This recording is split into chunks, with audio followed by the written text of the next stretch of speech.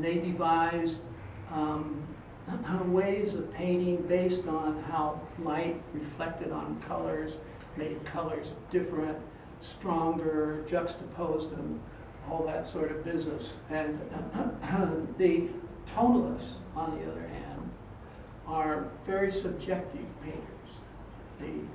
The impressionists, the tintillists, are out there on an objective basis. It is extremely beautiful eye candy with impressionism. Tonalism, on the other hand, is a mind trick. It's made to create a mood. It's made to create a reflective. It's made to still your mind. It's made to make you think of possibly other places, but ideally, it's made so that you and the artist are one in a way. You see what he painted. Come on in. Well, Come on in. what's going on right now? He's talking about his paintings. Oh, is the presentation a little more right now? Yeah, we're talking about the paintings.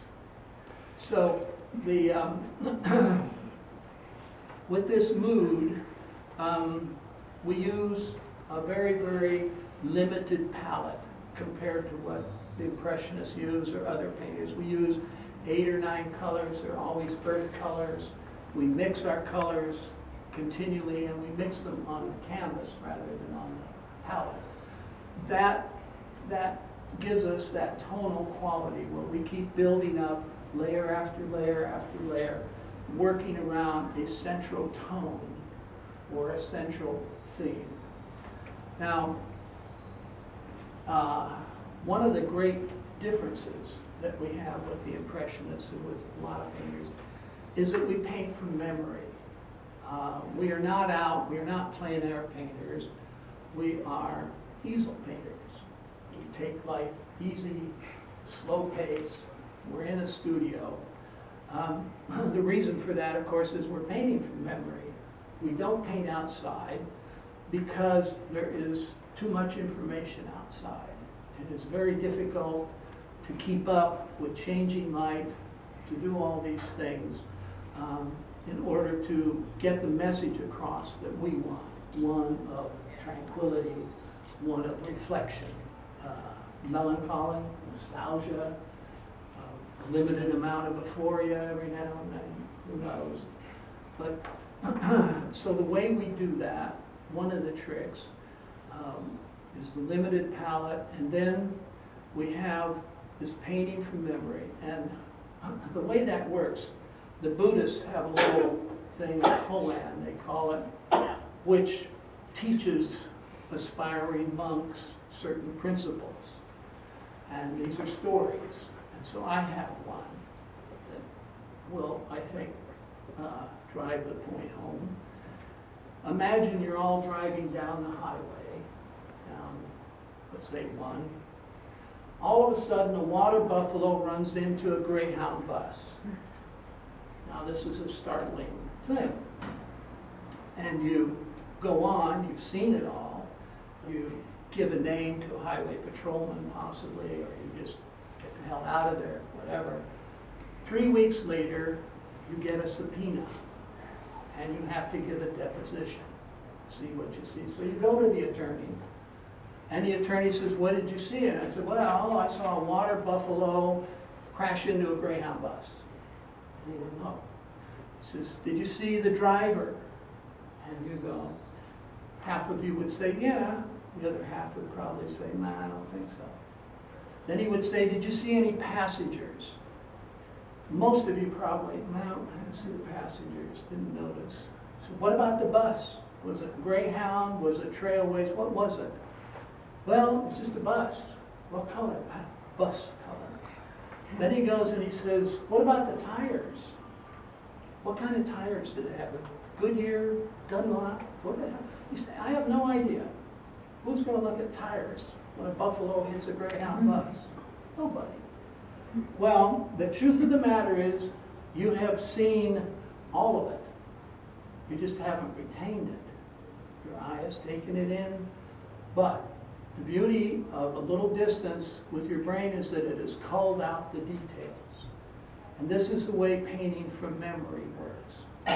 When you look at a scene and then go back to your studio, put some time, your mind will get rid of the details and it'll focus on what's important, and that's what tonalists paint, and that's what creates the mood.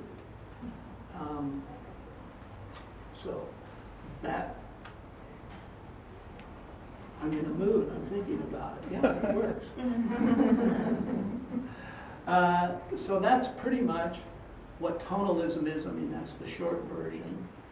And I think now, it's what I'd like to do is just go to some of the work and tell you about it a little bit, might help you. We'll start over here with Pixley. Pixley is a little town, probably most of you know, between Bakersfield and Fresno. It's on 99.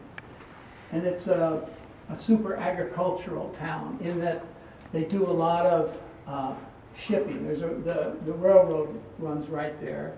They do potatoes and melons mostly. Old days they used to do potatoes in burlap sacks. It was a mess.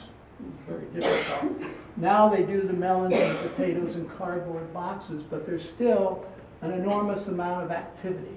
It looks like there's not much going on, but this packing in these sheds is really a very hectic process. And because of that process, there is stuff flying around all the time. And in this painting up here, I've left it purposely in this configuration, sort of thin, because it shows there's stuff in the air. Mm-hmm. The air is moving. It's not just a placid look. There is stuff going on. That is my buffalo. Mm-hmm. Now, when you get down to this big shed, which is my bus, you notice that it's a kind of a lovely shade of yellow, but it's got turquoise on it. Now, I found out that farmers are not exactly interior designers, and so they use whatever they have. If they need paint, whatever's left over. If they were painting tractors, whatever they were doing, they use that paint.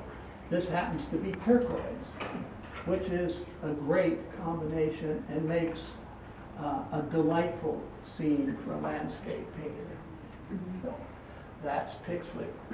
Just a question, because there seems to be that same movement in the field as well. Is that, would you say that's true? Like I see the movement in the sky, but then is that part of the activity, or is it? Well, there's some tracks going here. Yeah. There's trucks going back and forth. There's all sorts of stuff happening there. Because it seems like you have a shorthand, but there is a suggestion of icy movement. You're right. Okay. Just making sure.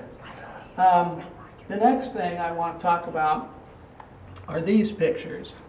These are a new shape. I did them just for this show.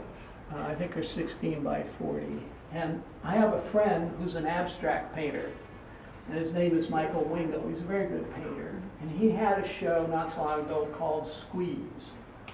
And his paintings were 1 foot by 9 foot. Imagine. Well, I looked at them and I loved them, and I decided to rip them off. And so I scaled it down a little bit and was able to come up with this shape which works perfectly for a high horizon. And that's kind of what I discovered, because when you paint high horizons on these squarish canvases, especially in a farm, it's pretty boring up front. There's not much left. There's a plowed field, so it made it very tricky. But these are perfect, so I'm able to push the horizon up, give everybody sort of a new view, and I think give you a great feeling of an expansiveness. In other words, I don't have to keep going with this. It's already there. So that's those. Now,